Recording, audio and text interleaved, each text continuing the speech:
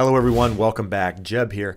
Last week we were talking about the housing market, we were talking about writing offers, and we were talking about how in many instances the seller is not only choosing the highest offer, but they're choosing to go with the buyer that has the largest down payment. And a lot of you have reached out to me and you've commented on the video that I did, and you're asking the question of why does the seller care? Why does the seller care how much down payment you have? Don't they get the same amount of money at the end of the transaction, regardless of the down payment you do, whether you do cash or you get a loan, an FHA loan, or you put 50% down? Isn't the result the same for the seller? And the easy answer is yes. Yes, the result is the same for the seller, but many sellers see a larger down payment as protection in a market where things could go wrong. So I would ask you, as a buyer, consider the following.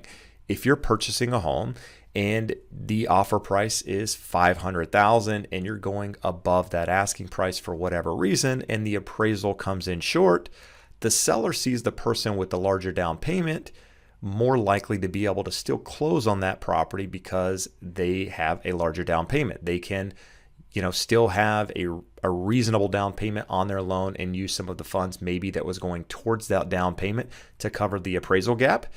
And in some cases, buyers have waived the appraisal completely and gone well above the asking price, and the seller is more comfortable with the person putting more money down because not only do they feel like they have the money to cover the appraisal gap, they also feel more comfortable with the buyer getting the loan, right? The loan in many instances could be the Achilles heel in closing a transaction. If something goes wrong with the loan, then the buyer can't purchase that property. Well, the seller sees that person with the larger down payment more qualified as a buyer on that particular property. Whether that's the case or not, that's what the seller is seeing in accepting that offer.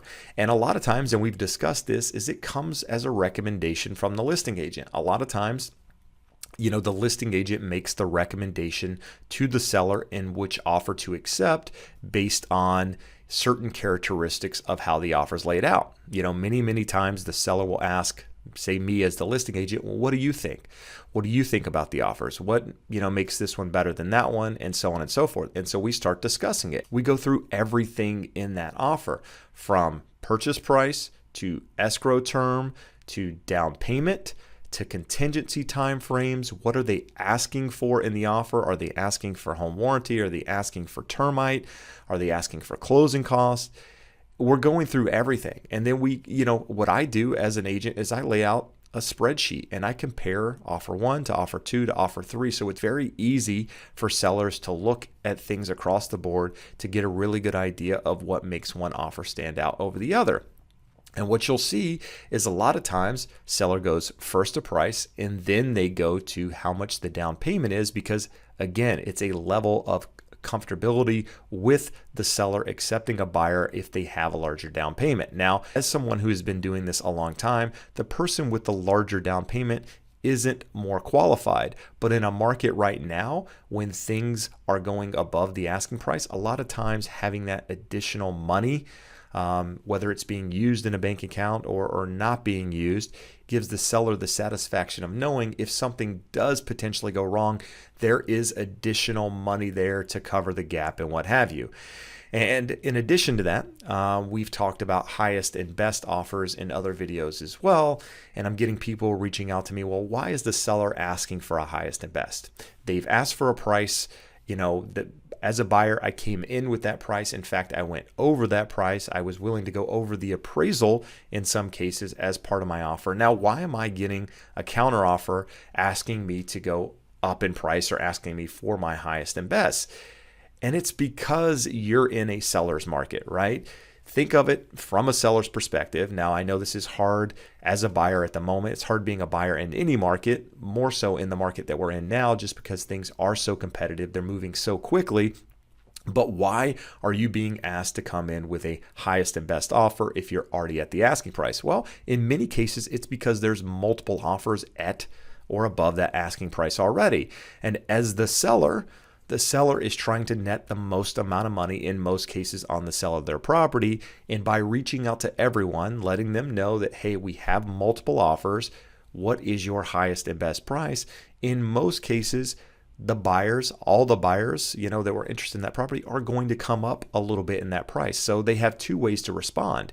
They could come back with a price. They could say, hey, this is the price that I want.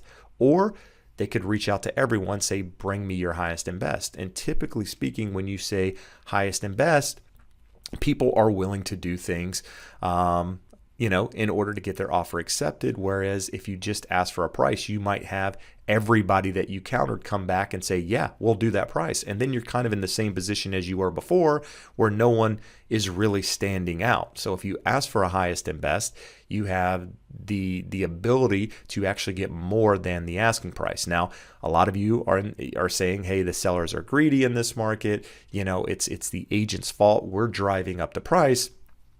Our job as listing agents is to get our sellers the most amount of money.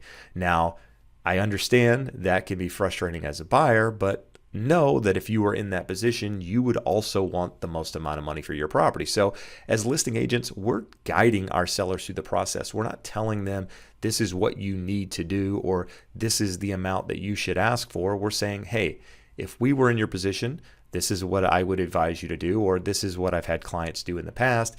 And then sellers take that and they come back with us and say, hey, this is how we want to respond. So understand, as I mentioned this in the video that I posted last week, which I'll mention here, is that, in this market, when you're making your initial offer, you have to come in with your best foot forward to start. You can't expect a counter offer. You can't expect, the seller to come back to you and ask you for your highest and best. You need to present that up front. Last week I wrote 5 offers. I was 0 for 5 in those offers. 3 of those I didn't even get a response from the seller, as the seller decided to accept one of the offers they received initially without countering anyone. That is the market that you're in. So, if you don't want to have regrets in this market, come in with your best foot forward. Make your best offer up front. And if you do get a counter offer back asking for your highest and best, maybe that was your best offer. You can always come back with the exact same offer, or you could change it. But at least at that point, you're in the game. Whereas if you don't get a counter, you don't have that chance to respond. You don't have that chance to come back with your next offer. So make sure in this market that you're coming in strong and making your best effort initially, putting in a price that if it doesn't get accepted, you're okay with it. I'm telling clients that all the time is that, hey, what should I offer? You should offer a price that you're comfortable with, that if it doesn't get accepted, you're okay knowing that, hey, I put my best foot forward. That's the best I could do. And you got to walk away. I understand it's never an easy process. It's emotional, even in those cases, but going in that, hey, that was the best I could do. And if it doesn't work out, then, hey, you move on to the next one. So I'll continue to update you on, the market, what I'm seeing out there. I encourage you to put questions below. I'll continue to address them, make videos out of them to help guide you guys through the process. But for now, I appreciate you taking the time to watch. Appreciate the support. See you again soon. Have a great day. Bye-bye.